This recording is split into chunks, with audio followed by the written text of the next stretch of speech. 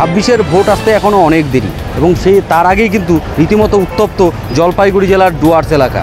ডুয়ার্স এলাকা চা বাগিচায় অধ্যুষিত এলাকা এবং এই এলাকায় চা বাগানের শ্রমিকদের বিভিন্ন দাবি দাবা দীর্ঘদিন ধরেই ছিল এবং তাদের যেটা মূল দাবি এই মুহূর্তে সেটা হচ্ছিল এই যে রাজ্য সরকার বারবার বলছে 30% জমি তারা বেসরকারি সংস্থাকে দেবেন বিভিন্ন রকম কাজের জন্য বা ব্যবসার জন্য, সেই দাবি কিন্তু তারা প্রত্যাহার করতে বলছেন এবং সেই নির্দেশ অবিলম্বে প্রত্যাহার করতে হবে।